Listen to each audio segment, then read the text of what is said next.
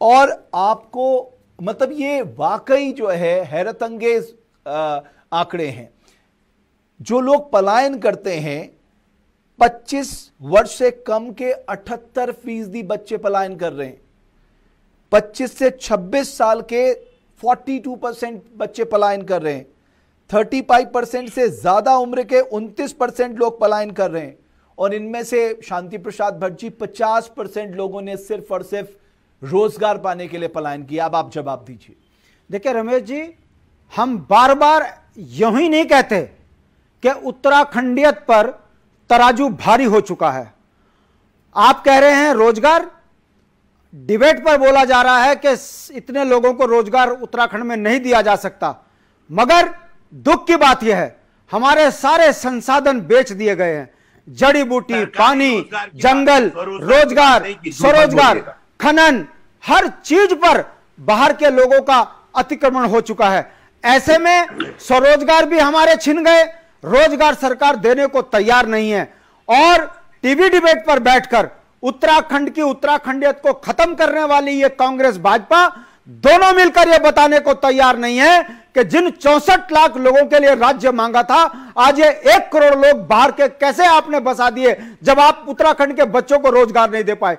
आपके आंकड़े बताते हैं कि 75% नौजवान बच्चा उत्तराखंड में जन्म लेने के बाद, पढ़ने के बाद अपनी सरकार की उपेक्षा से वो हटकर अन्य राज्यों में अपनी रोजी रोटी और पेट भरने के लिए जा रहा है। पलायन विकास के लिए जरूरी है, मगर पलायन केवल 2 जून के रोटी के लिए हो, यह उत्तराखंड के लिए सबसे बड़ा खतरा है। इसको देखने की जरूरत है।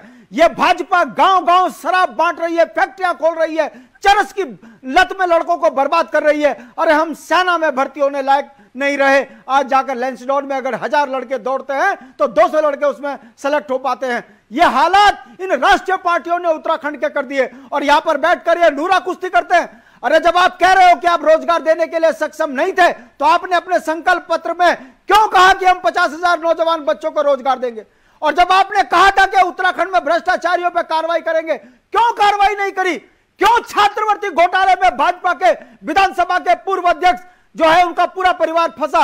आप इस कदर राजनीतिक रूप से निकम्मे और नालायक हो चुके हो कि आपने गरीब की छात्रवृत्ति घोटाला कर दिया। और यह कोई एक सरकार नहीं, 22 साल का रिकॉर्ड देखिए, उसमें कांग्रेस के नेता भी हैं संलिप्त और भाजपा के नेता भी हैं। गरीब के बच्चों की शिक्षा में आप लोग हाथ मारते हो, गरीब के बच्चों के रोजगार को आप बाहर बेचते हो, हमारे संसाधनों में बाहर वालों को बैठाते हो, और उसके बाद आकर यहाँ पर आप नूरा कुश्ती करते हो। और उत्तराखंड के उत्तराखंडियत को खत्म करने वाली ये पार्टी, समझ लीजिए, पहाड़ का जवान शांति प्रसाद भट्ट जी, आपकी बात ले ली। अभी आप चुप रहिएगा। अभी शादाब भाई से मैं एक बात पूछ रहा हूं। शादाब भाई, आप इनकी बात का जवाब दीजिएगा। आपको मैं एक एग्जांपल देता हूं। अभी भी जो आपकी 60% पॉपुलेशन है वो एग्रीकल्चर पे डिपेंड है, डायरेक्टली और इनडायरेक्टली। ठीक है, जब आपका एग्रीकल्चर प्रॉफिटेबल ही नहीं होगा तो इतनी बड़ी आबादी तो वैसे ही उसके पास इनकम की मुश्किल हो जाएगी। तो इस एग्रीकल्चर को प्रॉफिटेबल बनाने के लिए पिछले 5 साल में आपने कौन सी योजनाएं की? आपने कहा हॉर्टिकल्चर, डेयरी, आपने सब तमाम एग्जाम्पल बात की।